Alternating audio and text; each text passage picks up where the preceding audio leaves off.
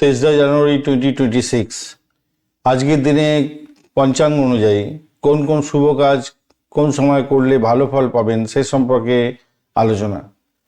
আজকের দিনে ভোরবেলা থেকে 9টা 5 মিনিট পর্যন্ত সময় পূজা, হোম, দান, জপ, আধ্যাত্মিক সাধন, শিক্ষা, গবেষণা, লেখালেখি, নতুন জ্ঞান অর্জন, গুরুজনের সেবা করা এবং দেবতার আশীর্বাদ গ্রহণ করার জন্য অত্যন্ত শুভ। সকাল থেকে বিকালবেলা পর্যন্ত সময় 9টা 5 মিনিট থেকে বিকালবেলা 3টে 32 মিনিট পর্যন্ত সময় সামাজিকতা, আনন্দ, ভ্রমণ, ব্যবসায়িক আলোচনা, নেতৃত্বমূলক কাজ, দলগত কার্যক্রম, নতুন উদ্যোগ গ্রহণ করার ক্ষেত্রে অত্যন্ত শুভ।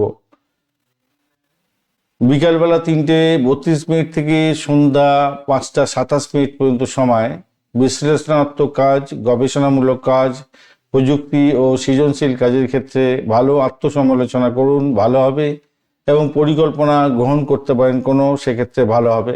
আবেগ প্রবণতা এবং অস্থিরতা এড়িয়ে চলার দরকার আছে।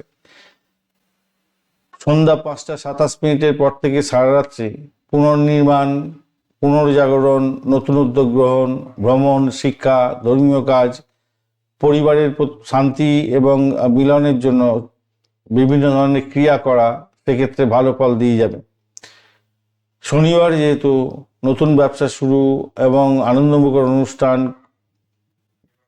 কম শুভ হবে।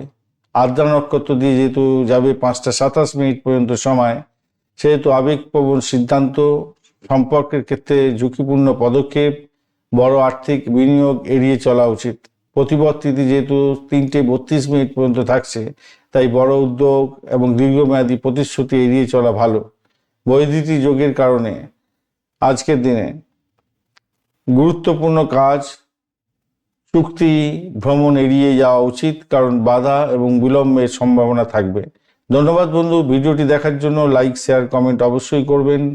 এই ধরনের ভিডিও পেতে অবশ্যই চ্যানেলটি সাবস্ক্রাইব করে রাখবেন। বন্ধু, সঙ্গে থাকুন, ভালো থাকুন।